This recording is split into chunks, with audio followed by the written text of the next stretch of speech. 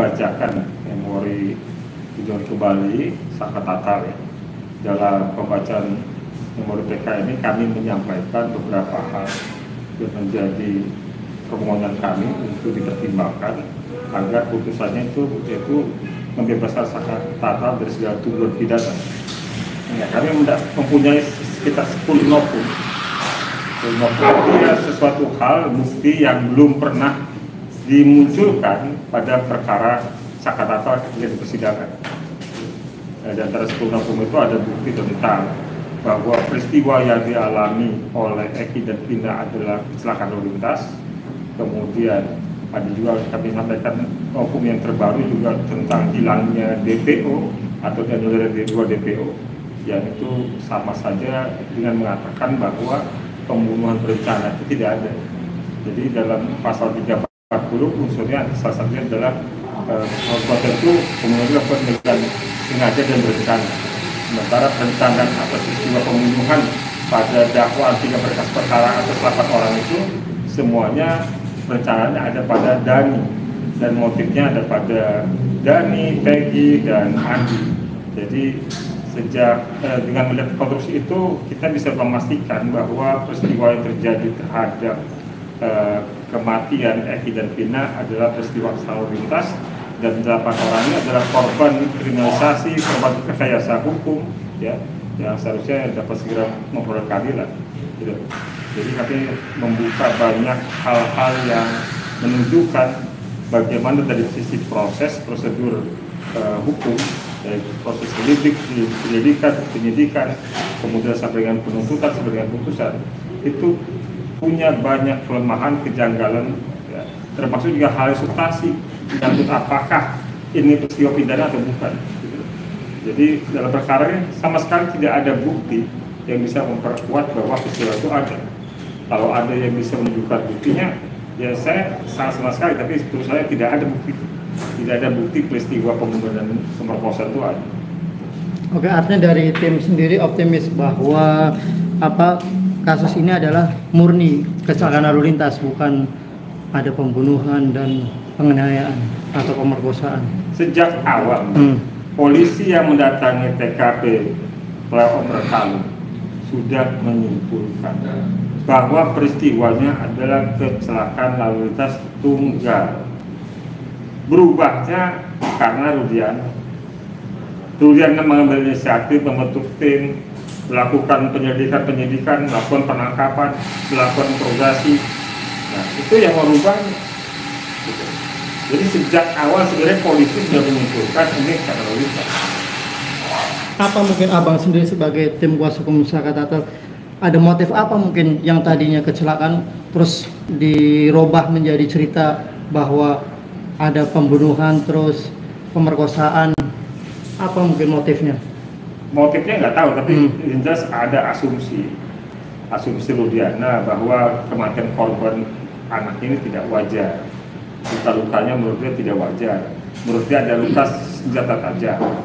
Ya itu sebenarnya dari hasil visum membuktikan bahwa luka dengan penggunaan senjata tajam itu tidak ada. Jadi karena curiga, kemudian dengan kuasanya merumuskan peristiwa ini sebagai pidana dan didukung dengan institusinya. Karena ada pembiaran terhadap tindakan non prosedural oleh Rudiana, kemudian sampai tindakan prosedural ini jadi kemudian proses hukum jalan sampai dengan persidangan. Oke, kalau apa dugaan abang bahwa ada pengalihan kasus yang dulunya kecelakaan terus menjadi pemerkosaan terus dugaan pembunuhan, fatal nggak nih apabila benar itu dibikin sedemikian rupa bagi si terduga pelaku, fatal nggak? Ya tentu harusnya fatal banget, fatal banget. Karena ini dampaknya bukan hanya terkait dengan siapa yang merekayasa ini, tetapi juga dampaknya bagi institusi. Institusi ini ada 3, kepolisian, kejaksaan, hakim. Ketiga-tiganya menjalani proses yang sama, yang tidak memiliki akuntabilitas dalam proses, yang tidak memiliki pembuktian yang kuat dalam proses pembuktiannya. tapi terus berjalan sampai dengan dinyatakan bahwa berapa. Apa membuat keputusan ternyata salah? Ya tentu kita berharap kalau yang menjadi permohonan dari kabulkan, ketiga instansi itu mengambil tindakan. Ya. Apabila memang ada unsur pidana dari peristiwa peradilan sesat ini, jadi Terkait tersebut. ya tidak ada. Adalah apa sanksinya, sanksi sosial. Kita sudah melihat bagaimana reaksi netizen. Gitu. Sepanjang tidak ada upaya yang keras, tegas untuk membuat titik dari rekayasa kasus ini, maka menurut saya serangan, pukulan dari netizen yang akan berhenti. Dan itu adalah posisi yang harus takut. Jadi untuk menghentikan suara masyarakat, suara publik dari netizen itu, ya satu-satunya membuat titik dari rekayasa kasus ini dengan menindak siapa yang membuat rekayasa. Oke, apa tahapan sidang berikutnya setelah tadi menyampaikan novum baru, bukti-bukti baru? Apa mungkin? Ada tanggapan dari pihak termohon, ya. Pihak jaksa yang akan menanggapi memori TK kita. Dan itu kita belum tahu bagaimana tanggapan, ya. Kita tunggu aja Jumat besok. Akan ada saksi ahli yang dihadirkan dalam agenda berikutnya. Apa jaksa dulu, tanggapan jaksa atau langsung saksi dihadirkan? Tanggapan jaksa dulu. Oh, tanggapan jaksa. Tanggapan jaksa dulu, baru kemudian kami akan mengusulkan saksi fakta dan saksi ahli. Bang, jaksa yang tadi dihadirkan itu jaksa yang tahun 2016 atau baru yang tadi? Oh tidak, jaksa itu kan jabatan. Dia jadi mewakili posisi kejaksaan untuk menanggapi memori TK kita, bukan pribadi yang 2016 institusi. Bang, melihat tadi atensi dari masyarakat Cirebon yang sempat meneriaki bahwa Atep ini si Aib ini harus dihadirkan, gini nih tanggapan abang sebagai kuasa hukum Saka Tatal sendiri melihat seperti apa? Apa perlu dihadirkan, apa seperti apa sih bang abang melihatnya? Ya itu kan ekspresi kecewaan. Ya.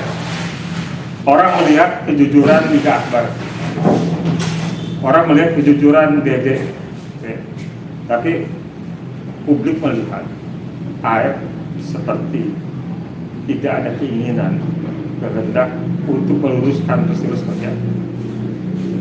Sementara tiga orang ini, Dede, Aib, dan Liga Akbar, adalah saksi kunci yang menerangkan peristiwa penguberan, pengejaran terhadap Eki dan Tina ada. Gitu. Saksi kunci peristiwa yang dituduhkan pembunuhan, pemerkosaan ini ada pada tiga orang ini. Saat ini sudah posisi 21. Dede dan Liga Akbar sudah menarik keterangannya dan menyampaikan bahwa apa yang disampaikan itu tidak benar, tidak pernah ada. Sementara kita masih menunggu, publik masih menunggu kapan Aib akan menyampaikan keterangan yang benar. Jadi sebaiknya Aib tak usah lagi berlama-lama. Pilihannya adalah menyampaikan kebenaran, melakukan pertobatan, atau kemudian jadi pasal pidana. Artinya Aib sendiri perlu dihadirkan dalam sidang Ya tentu kalau soal hadir atau tidak kita nggak tahu ya, kan posisinya di mana kita nggak tahu.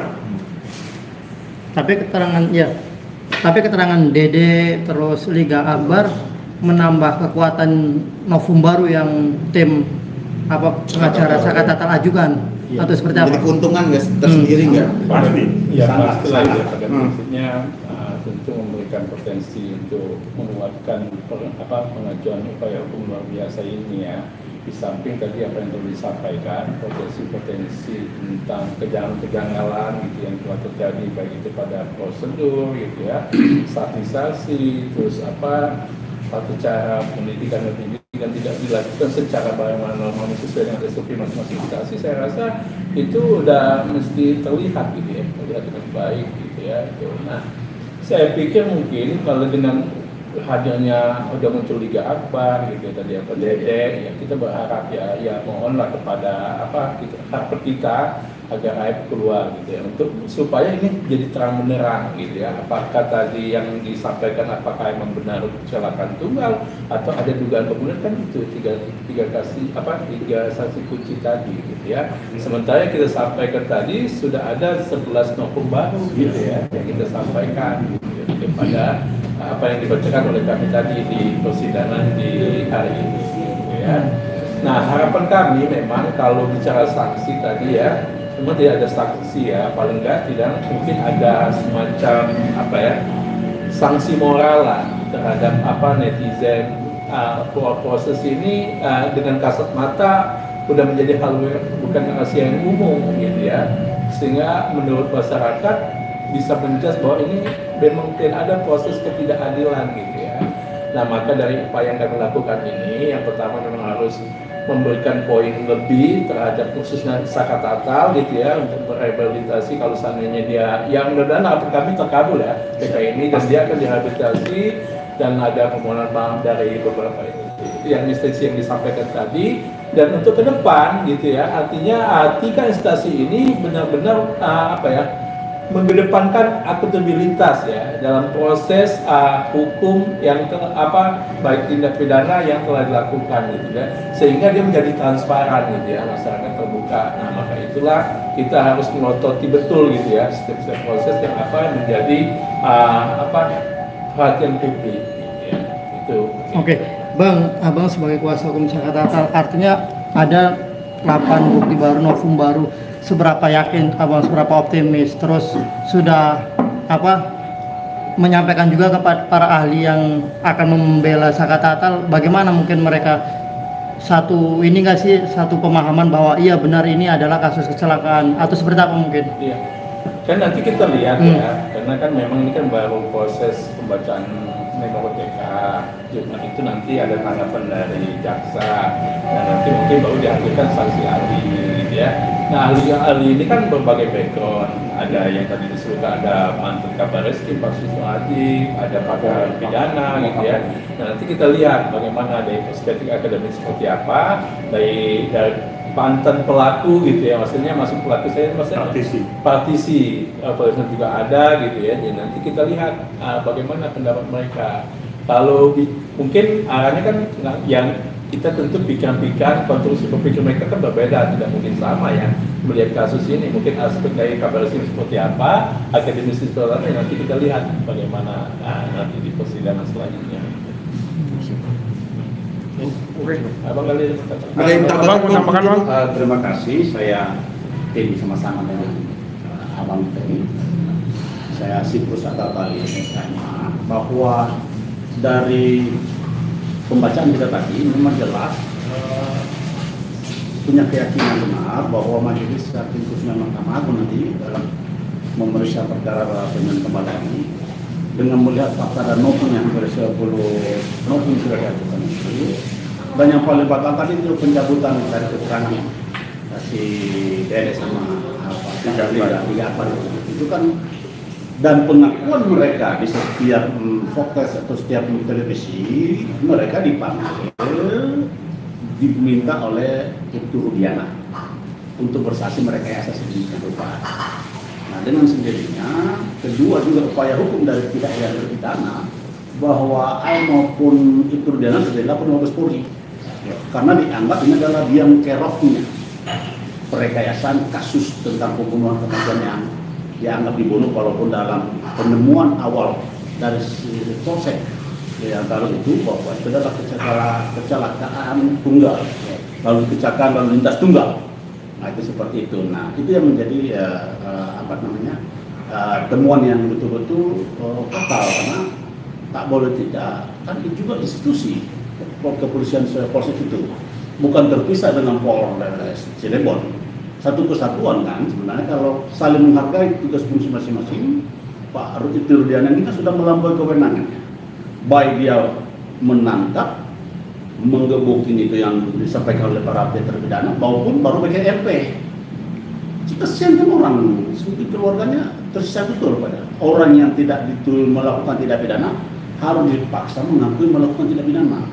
Itu kan betul-betul masuk kategori, dan yang anehnya juga para jaksa maupun hakim kena dalam arti apa yang tadi seperti apa istilahnya, seakan-akan bangunan yang dibangun oleh Ibtu Rudiana menuntut para pihak yang terpidana sekarang ini bahwa itu ternyata kejadian betul, padahal kan tidak dilakukan tes saintifik itu crime itu dari awal.